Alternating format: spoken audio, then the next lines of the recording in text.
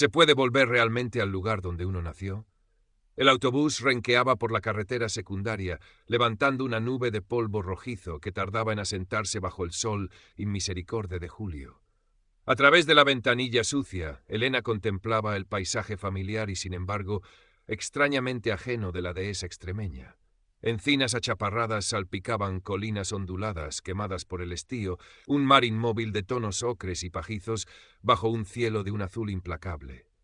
Volvía a Valdeseco, el pueblo que la vio crecer y del que huyó 5 años atrás buscando el aire más respirable de Cáceres, una formación profesional y un trabajo que le permitiera olvidar la sensación de ahogo que siempre la había perseguido allí. Ahora volvía, no por elección, sino por una carta escueta de su padre. Tu madre no anda bien, las cosas se han complicado, vuelve. Cada palabra era una piedra en el estómago. El polvo del camino parecía filtrarse hasta sus pulmones, un anticipo del aire denso y cargado de secretos que la esperaba. Recordó la pequeña cicatriz casi invisible sobre su ceja, recuerdo de una caída tonta en la plaza del pueblo, un estigma de pertenencia y a la vez de una herida nunca cerrada del todo. El autobús frenó con un chirrido quejumbroso en la parada desierta, junto a la vieja fuente seca.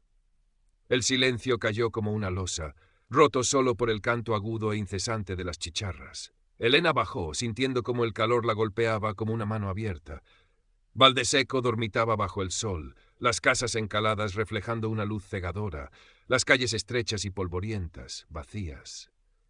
Nada parecía haber cambiado en la superficie, pero Elena sintió un escalofrío recorrerle la espalda. Algo se había torcido en su ausencia. Algo más profundo que la sequía persistente o la mala cosecha de aceitunas que mencionaban las cartas de su madre. Current Part Characters, These New Total Characters, 209. La casa familiar olía a cerrado y a manzanilla. Carmen, su madre, estaba sentada en una mecedora en el zaguán umbrío, más delgada, la mirada perdida en algún punto invisible de la pared desconchada. Sus manos, antes ágiles y fuertes, reposaban quietas sobre el regazo, venosas y temblorosas. Al ver a Elena, una sombra de sonrisa asomó a sus labios, pero sus ojos siguieron velados por una tristeza antigua. «Hija, has venido», murmuró, su voz un hilo apenas audible. El abrazo fue frágil, como si temiera romperse. Don Álvaro, su padre, apareció desde el patio interior, secándose las manos en un paño áspero. Su rostro, curtido por el sol y el trabajo, mostraba las líneas de preocupación habituales, pero su sonrisa fue amplia, tranquilizadora, la misma que recordaba Elena. Era un hombre respetado en Valdeseco, pequeño propietario, siempre dispuesto a echar una mano, activo en la cooperativa del aceite, la imagen misma de la sensatez campesina. «Elena, qué alegría verte. Tu madre te ha echado mucho de menos», dijo, dándole una palmada afectuosa en el hombro. «¿El viaje bien?» La normalidad de su saludo contrastaba dolorosamente con la fragilidad de Carmen. Durante la cena frugal, un gazpacho insípido y un trozo de queso reseco, las palabras fueron escasas. Carmen comía sin apetito, la mirada baja. Álvaro hablaba del calor, de la falta de lluvia, de los precios del aceite, evitando los temas espinosos. Pero Elena sentía la tensión como una cuerda invisible tensada entre ellos. Tras la cena, mientras recogía los platos, se atrevió a preguntar: «¿Qué pasa realmente, papá? La carta, mamá no está bien». Álvaro suspiró, pasándose una mano por el pelo canoso. «Cosas del campo, hija. La cosecha mala, los gastos que no perdonan. Y doña Isabel que aprieta más que nunca». El nombre flotó en el aire viciado de la cocina. Doña Isabel, viuda de Moreno, la terrateniente, dueña de la mitad de las tierras buenas, de la casa más grande de la plaza y, según las malas lenguas, del futuro de medio pueblo. Su poder era antiguo, heredado, ejercido con mano de hierro y una sonrisa gélida. «Aprieta». «¿Cuánto?», insistió Elena. Álvaro desvió la mirada. «Lo normal, hija. Las rentas, el adelanto del año pasado. Ya sabes cómo es. Pero no te preocupes, saldremos adelante. Siempre lo hemos hecho». Su tono era falsamente jovial, y Elena, por primera vez, sintió que la sonrisa de su padre no llegaba a sus ojos.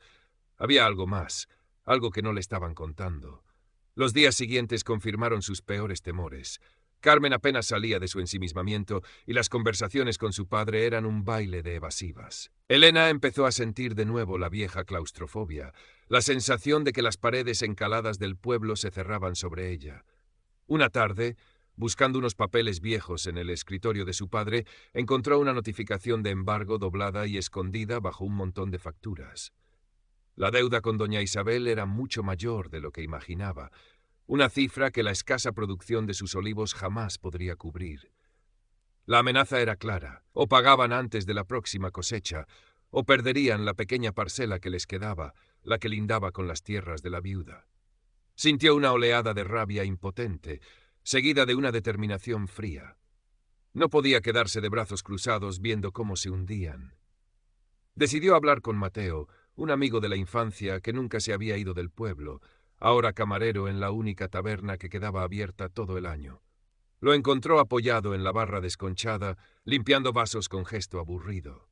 «Elena, qué sorpresa, ¿has vuelto para quedarte?», preguntó con una media sonrisa cínica. Elena fue directa al grano. «¿Qué sabes de doña Isabel y las deudas? Mi familia está hasta el cuello». Mateo se encogió de hombros, su gesto habitual de resignación. «Aquí las cosas siempre han sido así, Elena. La viuda aprieta cuando le conviene, y este año, con la sequía, le conviene mucho. No sois los únicos». Le contó historias en voz baja. Vecinos que habían perdido tierras, otros que trabajaban casi como siervos para ella a cambio de aplazar pagos, el control férreo que ejercía sobre el uso del agua del arroyo que bordeaba sus propiedades. Nadie se atreve a plantarle cara. ¿Para qué? Tiene más poder que el alcalde y el cura juntos. «¿Y mi padre? ¿Él no hace nada en la cooperativa?», preguntó Elena. Mateo soltó una risita seca. «Tu padre. Don Álvaro es un hombre respetado, sí, siempre con buenas palabras, pero al final... Aquí cada uno mira por lo suyo, Elena. No intentes cambiar lo que no tiene remedio». Las palabras de Mateo, aunque desalentadoras, encendieron algo en Elena. Quizás él tuviera razón, quizás fuera ingenuo intentar luchar, pero no podía aceptar esa resignación. Tenía que haber algo que hacer, alguna grieta en la armadura de doña Isabel. Comenzó su propia investigación, discreta pero tenaz. Pasaba horas en el pequeño archivo municipal, revisando lindes de fincas, registros de propiedad antiguos, actas polvorientas. Hablaba con los vecinos más viejos, sonsacando historias de rencillas pasadas, de favores debidos, de acuerdos verbales que doña Isabel ahora desconocía. Descubrió un patrón. La viuda aprovechaba las malas cosechas o las enfermedades para ofrecer préstamos o aplazamientos con condiciones leoninas, utilizando después la deuda para apropiarse de pequeñas parcelas estratégicas, especialmente las que tenían acceso al agua o lindaban con sus tierras principales. Encontró irregularidades en la gestión del agua del arroyo, permisos antiguos que parecían contradecir el control casi absoluto que ejercía Isabel. Su padre observaba sus idas y venidas con una mezcla de preocupación y reproche. «Elena, deja las cosas como están. Son asuntos complicados, no te metas donde no te llaman», le advirtió una noche. «¿Por qué, papá? ¿Tienes miedo de ella?», replicó Elena, mirándole fijamente. Él apartó la vista. «No es miedo, es prudencia. Hay equilibrios que es mejor no romper». Su respuesta, en lugar de disuadirla, la convenció de que iba por el buen camino. Si su propio padre, un hombre supuestamente íntegro, le pedía que no removiera el avispero, era porque había algo que ocultar. Reunió todas las pruebas que pudo: testimonios anónimos de vecinos aterrados, copias de documentos que demostraban el acaparamiento de agua, contratos de arrendamiento abusivos. Dudó sobre cómo proceder. Enfrentarse directamente a doña Isabel era un suicidio social y económico. Mateo tenía razón en eso. Optó por una vía indirecta. Redactó una denuncia detallada y anónima, adjuntando copias de las pruebas más sólidas, y la envió a la Confederación Hidrográfica y al registro de la propiedad en Cáceres. Esperó, conteniendo la respiración. Durante unas semanas no pasó nada. El sol seguía abrasando Valdeseco, y la sombra de doña Isabel parecía tan alargada como siempre. Elena empezó a temer que su esfuerzo hubiera sido en vano. Pero un día, 2 coches oficiales, algo insólito en el pueblo, aparcaron frente a la casa de la viuda. 2 hombres trajeados con carpetas bajo el brazo estuvieron reunidos con ella durante horas. La noticia corrió como la pólvora. Doña Isabel había recibido una fuerte multa por el uso indebido del agua y una orden de revisar varios contratos de arrendamiento considerados abusivos. No era una derrota total, ni mucho menos, pero era la primera vez en décadas que alguien veía flaquear el poder de la viuda. En la taberna, esa noche, hubo un murmullo de satisfacción contenida, miradas cómplices entre los vecinos. Mateo incluso le guiñó un ojo a Elena desde detrás de la barra. «Parece que la niña que volvió de la ciudad sabe morder», le dijo en voz baja. Por un momento, Elena sintió una oleada de triunfo. Había hecho algo. Había demostrado que no todo estaba perdido. Incluso su madre pareció salir ligeramente de su letargo, mirándola con una chispa de orgullo en los ojos. Su padre, sin embargo, se mostró extrañamente callado. Felicitó a Elena con palabras escuetas, pero su rostro reflejaba una tensión mal disimulada. «Has tenido suerte, hija, pero ten cuidado. Remover el fango a veces salpica», fue su único comentario. Las semanas siguientes trajeron una calma tensa. Doña Isabel se recluyó en su casona, menos visible, aunque su influencia seguía sintiéndose. Algunos vecinos respiraron un poco más aliviados, pero la situación económica general no mejoró sustancialmente. Las deudas seguían ahí, la sequía persistía. Y Elena empezó a sentir de nuevo esa inquietud, esa sensación de que la pieza clave seguía oculta. La caída parcial de Isabel no encajaba del todo. ¿Por qué su padre, que supuestamente también sufría la presión de la viuda, no mostraba alivio? ¿Por qué esa advertencia velada? Una noche, incapaz de dormir, vagaba por la casa silenciosa. La luz de la luna entraba por la ventana del pequeño despacho de su padre, iluminando la vieja mesa de madera, los libros de contabilidad de la pequeña explotación familiar. Siempre le había parecido un hombre ordenado, meticuloso con sus papeles. Se acercó sin saber muy bien qué buscaba. Abrió un cajón que siempre estaba cerrado con llave, pero que esa noche, inexplicablemente, estaba entreabierto. Dentro, bajo una pila de escrituras antiguas, encontró un libro de cuentas diferente a los habituales, de cuero oscuro, sin título. Lo abrió con manos temblorosas. Las primeras páginas contenían anotaciones normales, gastos e ingresos de la finca, pero a medida que avanzaba, la caligrafía de su padre registraba movimientos extraños. Préstamos pequeños a vecinos, anotados con iniciales y fechas, intereses que crecían discretamente. Luego, pagos regulares a una cuenta cuyo titular era IWM, Isabel Viuda de Moreno. Y lo más escalofriante, anotaciones detalladas sobre la compra de pequeñas parcelas adquiridas a bajo precio a vecinos endeudados, no a nombre de Álvaro, sino a través de un intermediario de Cáceres. Parcelas estratégicas que casualmente rodeaban las mejores tierras de doña Isabel o controlaban accesos. Había correspondencia cruzada, cartas cuidadosamente dobladas donde se hablaba de acuerdos, de presión coordinada, de facilitar la situación para futuras adquisiciones. El plan se desplegó ante sus ojos con una claridad nauseabunda. Su padre y doña Isabel no eran enemigos, sino socios. O peor aún, su padre había estado utilizando a la viuda, manipulando su avaricia y su poder visible, mientras él, desde la sombra, tejía una red de control mucho más sutil y profunda. La caída parcial de Isabel, la multa, la revisión de contratos, todo empezaba a tener sentido. Era una jugada maestra de Álvaro para debilitar a una socia que quizás se había vuelto demasiado ambiciosa o incómoda, consolidando su propio poder como el salvador discreto, el hombre sensato al que acudir ahora que la viuda estaba en horas bajas. Él era el verdadero arquitecto de la miseria del pueblo, el titiritero que movía los hilos desde su posición de hombre respetable. Elena sintió que el suelo desaparecía bajo sus pies. El aire le faltaba, un nudo helado le oprimía la garganta. Cada recuerdo amable de su padre, cada palabra de consuelo, cada gesto de apoyo, se volvía ahora una mueca grotesca, parte de una farsa monumental. La imagen del padre trabajador y honrado se hizo añicos, reemplazada por la de un manipulador frío y calculador. El despacho, antes un lugar familiar, se convirtió en la escena de un crimen invisible.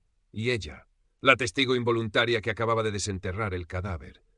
El libro de cuentas le pesaba en las manos como plomo. No durmió en toda la noche. Dio vueltas por la casa como un fantasma, el libro oculto bajo su colchón, sintiendo su presencia tóxica. Al amanecer tomó una decisión. No podía seguir viviendo bajo el mismo techo que aquel hombre, respirando el aire viciado por sus mentiras. Necesitaba la verdad, la confrontación, aunque supiera que la destruiría.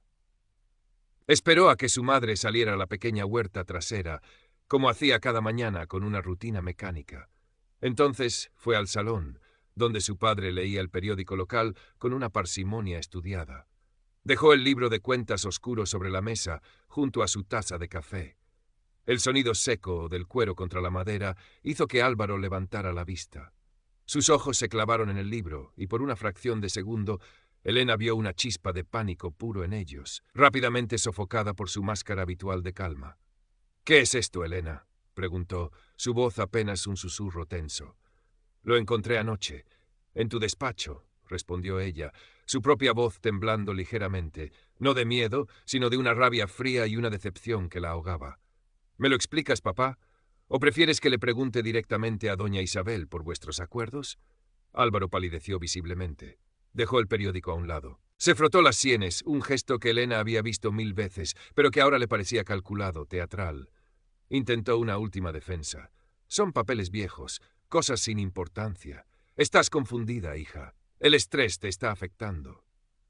«No estoy confundida», replicó Elena, su voz ganando firmeza. «He leído las cartas, he visto las cuentas, los préstamos, las compras a través de intermediarios, la colaboración con ella para ahogar a la gente y quedarte con lo suyo poco a poco. ¿Todo por qué, papá? ¿Por poder? ¿Por controlar este maldito pueblo?» El silencio se hizo espeso. Álvaro la miró fijamente y la máscara de hombre afable se resquebrajó, revelando algo duro y frío debajo.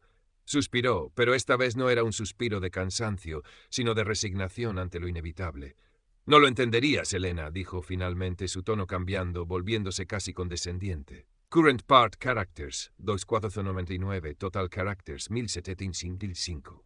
Este pueblo estaba muriendo», continuó don Álvaro, levantándose y comenzando a pasear por el pequeño salón como un actor en su escenario.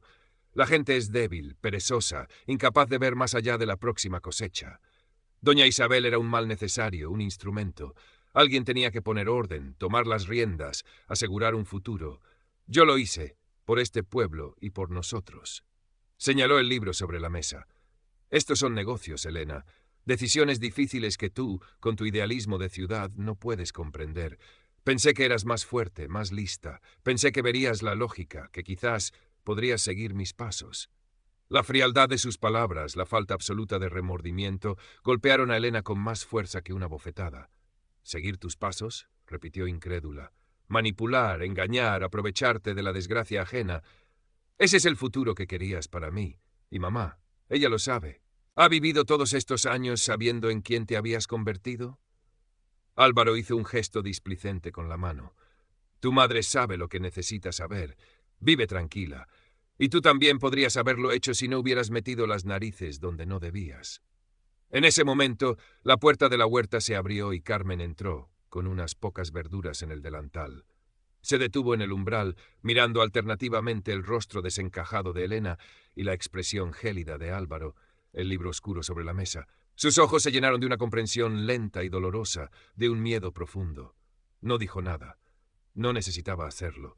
Su silencio era la confirmación más devastadora. Elena sintió que algo se rompía definitivamente dentro de ella.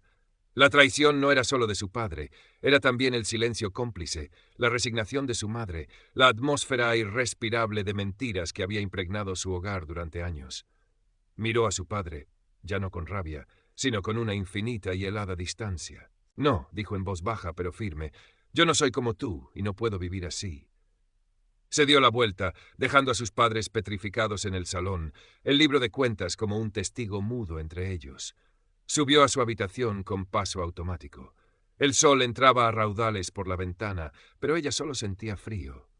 Abrió el armario y sacó la pequeña maleta gastada con la que había llegado, la misma con la que se había ido 5 años atrás buscando una vida diferente. Empezó a meter sus pocas pertenencias de forma mecánica, algo de ropa, un par de libros, los escasos recuerdos que había traído consigo. Cada objeto le parecía ahora contaminado, parte de una realidad falsa. No lloraba. Las lágrimas se habían secado, dejando paso a una sensación de vacío, de pérdida irreparable. Había vuelto para ayudar a su familia, para luchar contra una injusticia, y había descubierto que el monstruo no estaba fuera, sino dentro de su propia casa, llevando el rostro de su padre. Su lucha, su pequeña victoria contra doña Isabel, había sido una pieza más en el retorcido juego de Álvaro, quizás incluso facilitándole el camino para deshacerse de ella. La náusea de la traición le revolvía el estómago. No había nada que hacer allí. Luchar contra su padre en ese entorno cerrado, donde él había construido cuidadosamente su red de influencia y respetabilidad, era imposible. Y aunque pudiera, ¿a qué precio? Revelar la verdad destruiría públicamente a su familia, incluyendo a su madre, una víctima silenciosa atrapada en la red. ¿Y el pueblo? ¿Estarían preparados para creer que el afable don Álvaro era el verdadero villano? Probablemente no. Quizás, como decía Mateo, preferirían la resignación conocida al caos de la verdad. La única salida era irse, huir de nuevo, pero esta vez no con la esperanza ingenua de la juventud, sino con la amarga certeza de la desilusión. Era una liberación dolorosa, un autoexilio necesario para preservar lo poco que quedaba de sí misma. Cerró la maleta. El sonido del cierre resonó en el silencio de la habitación. Bajó las escaleras lentamente. Su padre ya no estaba en el salón. Carmen seguía en el mismo sitio, junto a la puerta de la huerta, la mirada perdida, las verduras olvidadas en su regazo. Elena se acercó a ella.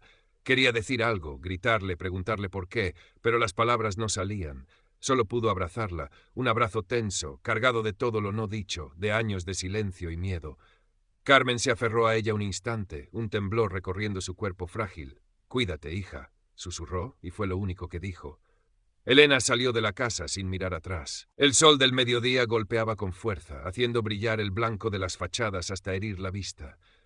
Caminó por las calles polvorientas, la maleta golpeando contra su pierna a cada paso. El pueblo parecía observarla en silencio, las ventanas como ojos vacíos. Pasó por delante de la taberna. Mateo estaba fuera, fumando un cigarrillo a la sombra. La vio pasar, con la maleta. No preguntó nada. Solo asintió levemente, una mirada de comprensión sombría en sus ojos. Quizás él siempre había sabido, o al menos intuido, la verdadera naturaleza del poder en Valdeseco. Llegó a la parada del autobús, junto a la fuente seca. Se sentó en el banco de piedra, bajo el sol implacable, a esperar. No sabía a dónde iría, qué haría. Solo sabía que tenía que alejarse de allí, de la dehesa quemada, del aire viciado por las mentiras, del recuerdo de la traición. El autobús tardó una eternidad en llegar, un punto rojo avanzando lentamente por la carretera serpenteante. Cuando por fin se detuvo con su chirrido habitual, Elena subió sin mirar atrás. Buscó un asiento junto a la ventanilla y apoyó la frente en el cristal caliente. Mientras el autobús se alejaba, vio la silueta de Valdeseco encaramado en su colina, encogiéndose bajo el cielo azul infinito. Desde la distancia casi parecía un lugar tranquilo, apacible, una ilusión. Pensó en su padre. Quizás seguiría con sus planes, su poder intacto o solo ligeramente amenazado por lo que ella sabía. Quizás el pueblo nunca descubriría la verdad completa. O quizás sí, algún día. Pero ya no era su lucha. Su lucha ahora era otra. Encontrar un lugar donde pudiera respirar, donde la verdad no fuera una carga tan pesada, donde pudiera reconstruir algo sobre las ruinas de su pasado. El paisaje extremeño, duro y hermoso en su sequedad, desfilaba ante sus ojos. Las encinas parecían centinelas silenciosos de secretos antiguos. Elena cerró los ojos, sintiendo el traqueteo del autobús como una nana extraña. Se iba llevándose consigo el sabor amargo de la desilusión y una pequeña, frágil, casi invisible cicatriz sobre la ceja. Una marca de pertenencia a un lugar al que ya no podía volver. El viaje a Cáceres se hizo eterno, un trayecto suspendido en el tiempo y el calor. Elena no habló con nadie, sumida en sus pensamientos, repasando una y otra vez la confrontación con su padre, el silencio de su madre, la resignación en los ojos de Mateo. Cada detalle era una pequeña aguja clavándose en su conciencia. Había hecho lo correcto al irse. ¿O era una cobardía, una forma de abandonar a su madre y al pueblo a su suerte? Pero la imagen de la fría determinación de su padre, su absoluta falta de culpa, le confirmaba que quedarse habría sido una lenta autodestrucción. No podía combatir esa clase de maldad arraigada sin convertirse ella misma en algo que despreciaba. Al llegar a la estación de autobuses de Cáceres, el bullicio y el movimiento de la pequeña ciudad la golpearon. Era un mundo diferente al silencio opresivo de Valdeseco. Buscó una pensión barata cerca de la estación, un cuarto pequeño y anónimo con vistas a un patio interior. Dejó la maleta en el suelo y se sentó en la cama, sintiendo el peso del agotamiento físico y emocional. Estaba sola, sin dinero apenas y con el futuro completamente en blanco. Los primeros días fueron un limbo. Vagaba por las calles de Cáceres, por el casco antiguo amurallado, perdiéndose entre callejuelas empedradas y plazas soleadas, pero sin ver realmente nada. La belleza de la ciudad le era indiferente. Buscó trabajo, cualquier cosa, fregando platos, limpiando casas, pero la situación no era fácil. La sombra de la crisis económica que empezaba a despuntar en España a principios de los 80 también se notaba allí. Una tarde, sentada en un banco de la Plaza Mayor, observando a la gente pasar, vio a una familia riendo, un padre jugando con su hijo pequeño. Sintió una punzada de dolor tan aguda que tuvo que apartar la mirada. La herida de la traición seguía abierta, sangrando por dentro. Se dio cuenta de que huir del pueblo no era suficiente. Necesitaba entender, procesar lo ocurrido, no para perdonar, pero sí para poder seguir adelante. Recordó el libro de cuentas, las cartas. No se los había llevado, los había dejado sobre la mesa del salón como una acusación muda. ¿Qué habría hecho su padre con ellos? ¿Los habría destruido? ¿O los guardaría como un trofeo de su inteligencia retorcida? Empezó a pensar en las implicaciones más amplias.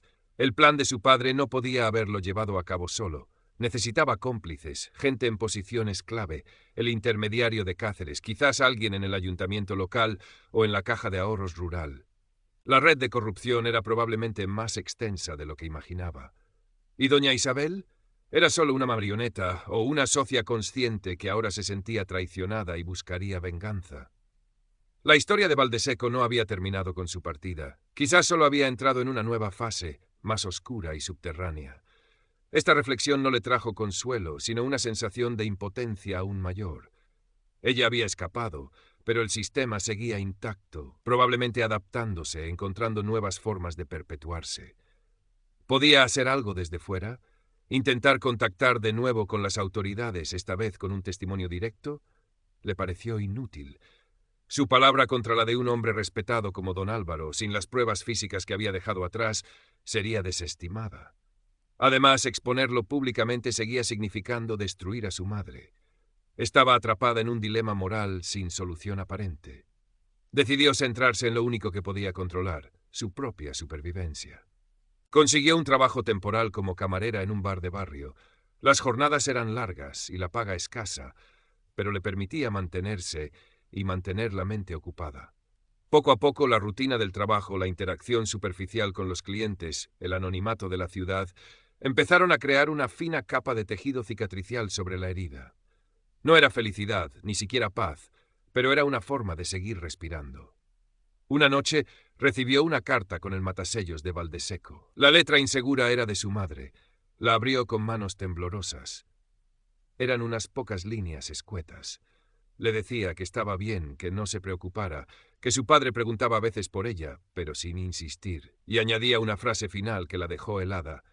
Doña Isabel ha vendido gran parte de sus tierras. Dicen que se va a vivir con unos sobrinos a Badajoz. Aquí las cosas están cambiando, pero no sé si para bien. Elena releyó la carta varias veces. La venta de las tierras de doña Isabel era parte del plan de Álvaro. ¿Había conseguido finalmente su objetivo, deshaciéndose de ella y allanando el camino para controlar esas tierras a través de sus intermediarios? ¿O había sido Isabel quien, sintiéndose traicionada o acorralada, había decidido cortar por lo sano y marcharse? Los cambios en Valdeseco no significaban necesariamente una mejora. Podían ser simplemente una consolidación del poder oculto de su padre. La frase de su madre, no sé si para bien, resonaba con una ambigüedad inquietante. Se dio cuenta de que nunca sabría toda la verdad. Valdeseco seguiría siendo un enigma para ella, un lugar de fantasmas y secretos familiares. Y quizás era mejor así. Saberlo todo no cambiaría nada, solo añadiría más peso a su carga. Dobló la carta y la guardó. No respondería. Cortar el cordón umbilical, por doloroso que fuera, era necesario.